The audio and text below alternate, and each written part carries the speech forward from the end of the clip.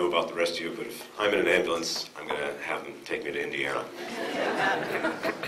But I think that, that this is what this conference is about, that the ability to provide such care is really what's at target. This is a thorn in the side to the secular humanists who would love nothing more to legislate and defund this out of existence.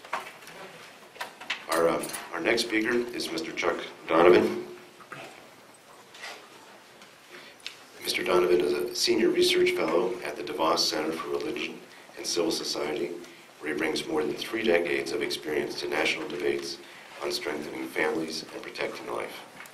Mr. Donovan focuses on policy research, writing, and issue development to advance the fundamental institutions of family and religion.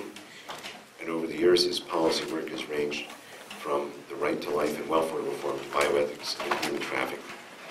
Specifically, Mr. Donovan has drafted, advocated, or testified in favor of landmark pro-family legislation such as family choice and child care, the $500 per child tax credit, the Defense of Marriage Act, marriage tax penalty relief, and anti-pornography measures, including online protections for children. He founded the Coalition for Family-Friendly Media, a network of national groups that campaign for cable choice and enforcement of broadcast decency laws. He joined the Heritage Foundation in 2009. Please welcome Mr. Chuck Donovan.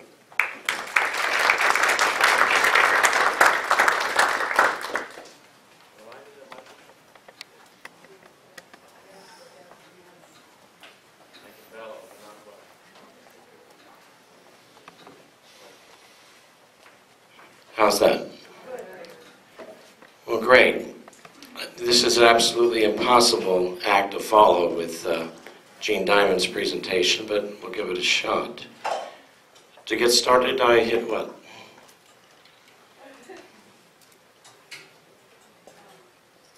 First arrow?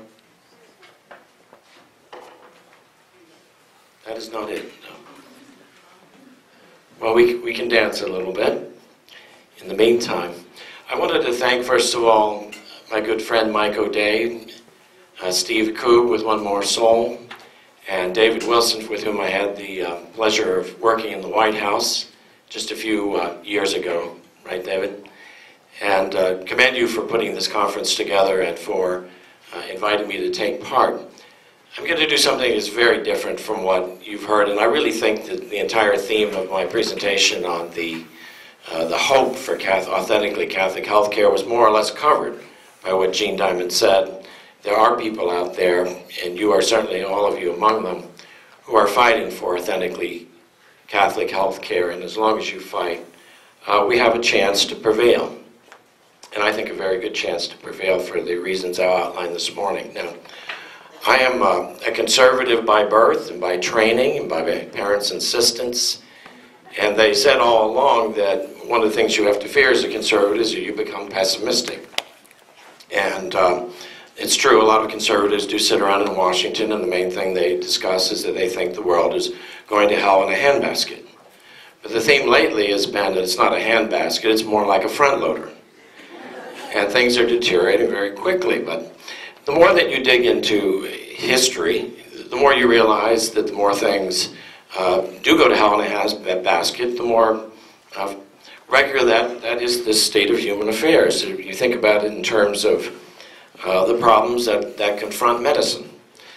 They preceded Obamacare. I mean, we have new problems with Obamacare, but we had problems before the Roe versus Wade decision. We had the Tuskegee syphilis experiments in the United States. The problems went back before then.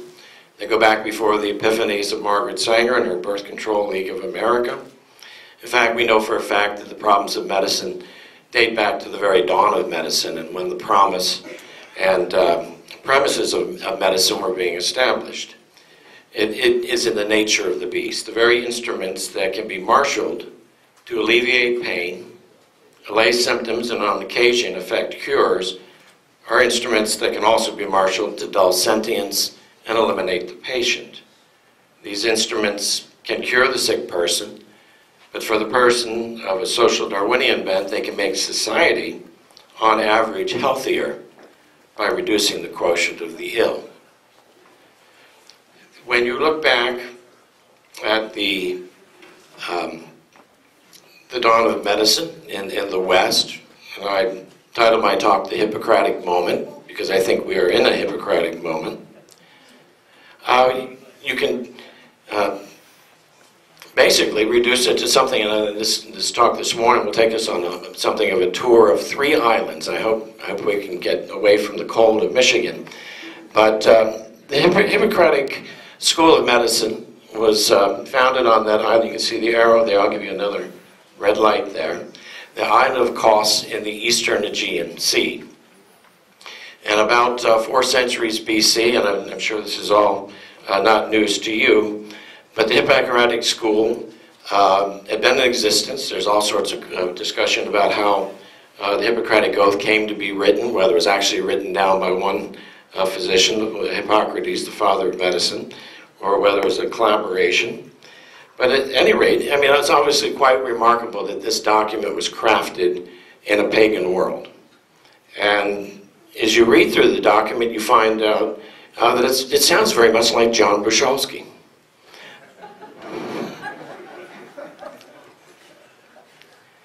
And it is from the beginning to the end of it, it's a short document. It's 370 words or so.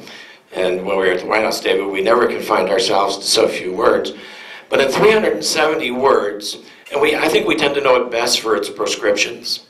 At least I do, because I always used it in pro-life argument. But the document says that the physician shall not give a woman a pessary to cause an abortion. That's prohibited. He cannot, and I love an older draft of this, or translation, that said he can't give a patient a deadly draught, even if asked. But when you go through the entire structure of the document, it is a relational document. And it stresses values like transcendence. The man owes a duty to God. Now that's Asclepius in the language of the Hippocratic Oath.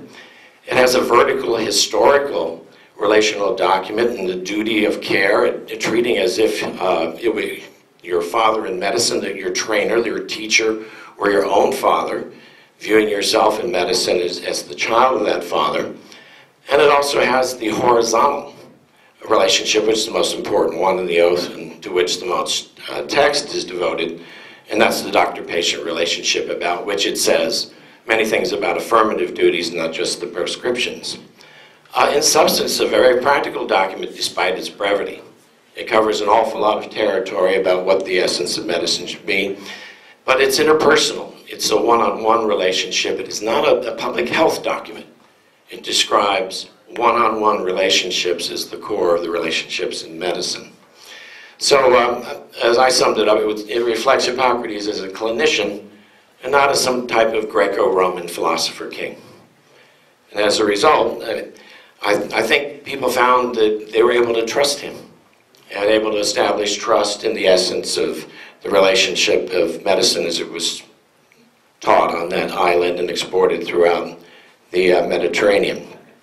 Now this is a very similar map, and I'm only going to use it for a very brief illustration, but that X, which, oops, wrong thing. Uh-oh. Don't be thinking about where I'm going with that. That'll take a minute. That X right there is Patmos. Now, until I Googled and went to find out where Patmos was, I didn't realize how close it is to the island of Kos. And I think somehow or other God in heaven must have had something in his heart for the Eastern Aegean. We know how much he loved the Eastern Mediterranean, but he put an awful lot of intellectual and medical firepower in the Eastern Aegean as well. And I don't have time this morning, and you probably know all too well how the Hippocratic Oath became infused in all the canons of Western medicine. Being a secular document written in the time of the ancient Greeks, it was able to be adopted in basically a non-sectarian context and become a hallmark not just for religious medical people, but for those who were simply trained in non-sectarian institutions. Well, that of course has all changed. When my brother graduated from the Medical College of Ohio, they had already gone to a new statement of the oath, and the version that he took, in addition to taking the Hippocratic oath privately with his older brother and sister who are doctors, but the oath he took said, the core of it was, I will abstain from all that is illegal. And so he did say that, and he certainly meant to do it. But what it basically means is he will be no better or worse than the politicians in Washington, which is kind of a scary thought. But at the end of the day, I've lost my track here for a second. I'll go on to the next slide. At the end of the day, of course, the Hippocratic Oath pretty much unwound itself in the 20th century, not only with all the institutional pressures and organizations that were abandoning the oath, but probably the biggest blow struck against it as against the entire idea of the sanctity of human life came in the Roe versus Wade decision in 1973. And Harry Blackman, who was the author of that decision, went up to the Mayo Clinic to research many things. And it's been well said by, and better said by many others, that he was not a master historian, but he took only, about 100 words here to basically destroy the influence of the Hippocratic Oath, as he created a legal standard of abortion on demand. So I won't read the entire thing, but he does note, he has to note, because it's historically true, that the oath had become the nucleus of all medical ethics and was applauded as the embodiment of truth. But he found that Dr. Edelstein, who was able to say, it really is a Pythagorean manifesto, thereby putting it way back in history, and not the expression of an absolute standard of medical conduct. So that basically, in just a few words, is how Roe versus Wade dispatched with the entirety of the Western medical tradition as embodied in the oath. All right, we've taken a tour of 2 islands, and you saw a glimpse of the ones we're going to next. This is the lighter side of my talk. This island, you can't find it on the map. In fact, it's alleged by the makers of the film that I'm going to talk about to be somewhere in there. And you can tell that Australia would basically fit over there. So the South Pacific is a pretty vast area. Sorry, I know I'm creating a lot of repercussion, but it's a vast area, so you can easily get lost in it. Well, one of my favorite films is called Castaway. How many of you have not seen the film? And about an equal number have seen it? All right. Well, I would say the island in Castaway is where the secular, legal, political elite in this country would like to see Catholic medicine and Catholic physicians. Somewhere in the South Pacific, off all beaten tracks, and very difficult to find. Well, this is Tom Hanks in the movie. He is a FedEx pilot. He crashes his plane. He's the only survivor as he's flying across the Pacific. And he washes ashore, totally alone, on this island. And it raises a question. Now, this might be the image where I sometimes think we have to go through this kind of purgatory or near handbasketed hell in order to recover. But this is some folks' vision of where we will end up. Washed up, defrocked, isolated, incommunicado. He has a device inside one of the packages, but it doesn't work. We're talking to ourselves, only to ourselves, which we're permitted to do. And we're even pulling our own teeth. And if you've seen the movie, you know that that's one of the toughest scenes to watch. So that's where our medical care would come out. Well, if you're a castaway, and if we do get into a situation, which I think we're already under pressure on conscience grounds to stay put, you can either do 2 things. You really only have 2 options as you wait for rescue or search for it.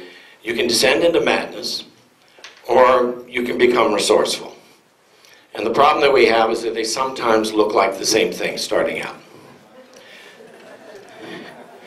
And in the film, Tom Hanks paints an image of a face on a soccer ball. And I won't spoil it for anyone as to what happens with that soccer ball, but his name becomes Wilson because that's the name on the ball. And he is always talking to Wilson about his plans, his hopes, and his dreams. That could become us. On the other hand, you can become resourceful, daring, and you can take risks, and you can lash yourself a raft made out of parts, including a part of an airplane that washes ashore months later after you've been stranded. And you can try to get out of there, and you can try to influence your world and make a difference. Well, I think we've got a chance to be castaways, but I titled this talk Hope because I think we're resourceful. And I think everything that this conference has embodied has shown just how resourceful we are. Let me mention just a couple of them, because now that we're finished with our 3 islands, we can get back to reality. The reality is, despite all the pressures and all the things that have happened over the last 40 years, we have, for the first time in my adult lifetime, national polls that say the majority of Americans are pro-life. Not just, I think descriptively over the years, if you looked in detail, in most situations, the Great Americans United for Life poll showed, in the vast majority of situations for which abortions are requested, most Americans have forever thought abortions were wrongly done in those circumstances, but they did not sound pro-life. Well, what has changed there is that people are now willing to self-label. We could spend days on the reasons why. But because of that, and I think we're the only nation in the West that is going through a situation where the polls would show that, it's something special about the character of the American people, and also something special about the way this country was founded and sees itself, at least in its defining documents, as a place where rights come from the hand of God. And those rights, of course, include the right to practice and establish medical clinics that operate on religious principles.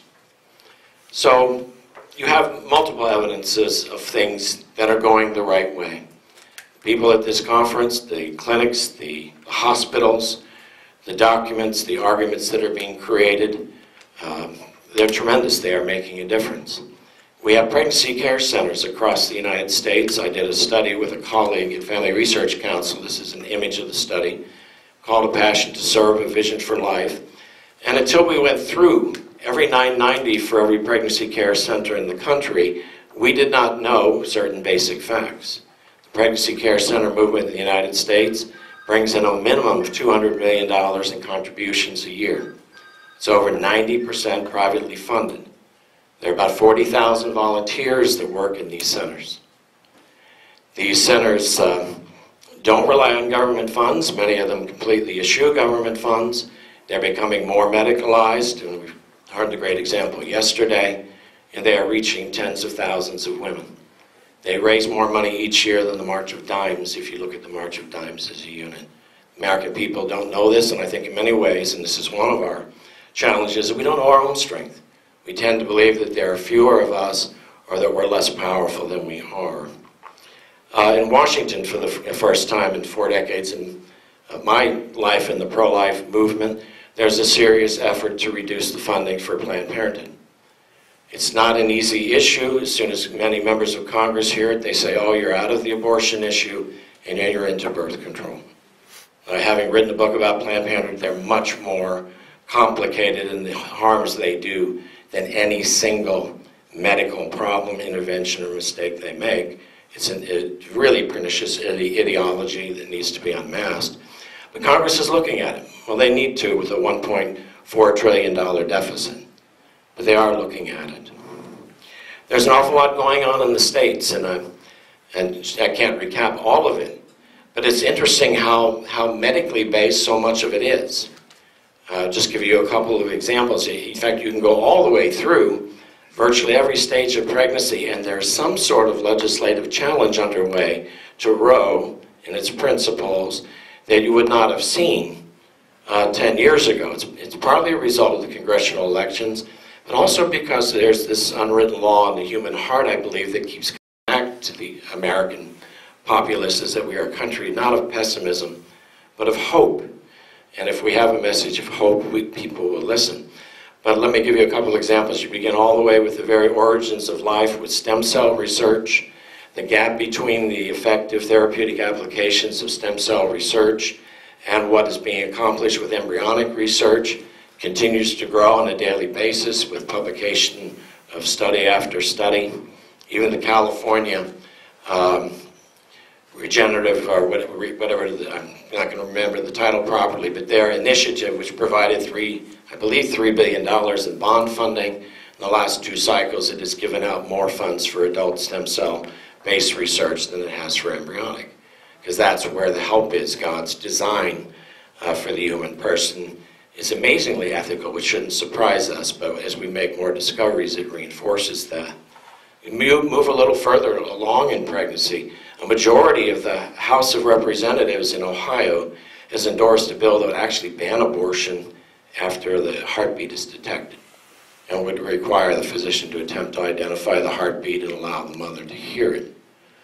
Go a little further along in pregnancy last year, Nebraska, just followed by Kansas. It will be signed, I think, by Governor Brownback shortly, legislation that would end abortion at the time at which, from a medical standpoint, it can be shown as effectively as possible that the unborn child experiences pain.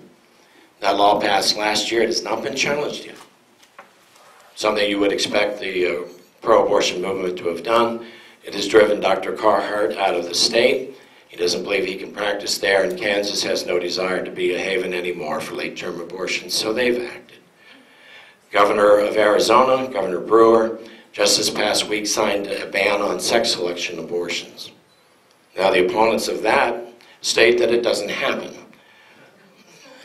Well, the evidence for it happening in particular cases is admittedly hard to find. There's no question that it's happening. You could even look in the Economist magazine, and had an excellent cover story early last year called Gendercide, about the 100 million missing women across the globe. It probably is happening in the United States. Nick Eberstadt at the American Enterprise Institute has some great data showing that in certain ethnic subpopulations in the United States, there is a gap in the birth rates between boy and female babies. So I don't think that one will be challenged in court either. On 2 grounds, I think at the end of the day, there must be some concern on the part of the abortion advocates that one of these cases presents the possibility that they will lose and the foundations of Roe will be shaken. On the other hand, we are taking some risks, like Tom Hanks with a raft, and some of these things could result in adverse court rulings. But if there are more of them there are, the better the chance we have. So I'm going to wrap up here quickly, and I call this the Hippocratic moment. I'll just explain why I hope I've explained to a certain extent why I believe we have that moment. Let me put it in a slightly different context. In a State of the Union address this year, which I listened to and I thought was actually a very fine address by President Obama, he went into a section of the speech where my ears really perked up, and he said we are reached a Sputnik moment for the country. And of course, Sputnik means something to somebody who as creaky as I am, who was around in the 1950s and was confident that I would be on a space vehicle by the time I was 40. But the Sputnik, of course, America responded and put men on the moon within a decade with our technical prowess in order to respond to the Soviet challenge. Unfortunately, I thought, the President's challenge to us with the Sputnik moment in this century had something to do with high-speed trains and windmills. And I think it just struck me, and it appearing more likely that I won't be on a space shuttle, since the space shuttles are going to be grounded in a couple of months. But it just struck me is that we underestimate what we're able to do as a nation, as Christian people, with God on our side. And we really do need to recognize that we have a Hippocratic moment. A moment when people are really looking for relationships that matter. We're a fairly small community in Virginia, but Dr. Brushalski sees a certain patient who's close to me, my wife of 31 years, Meg. And I asked her when she came back one day after her visit how it went, and she said, I really love going there.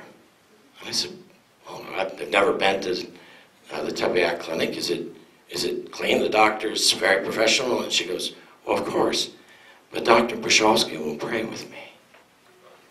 Now, my wife is a religious person, but still this was unusual for her to say.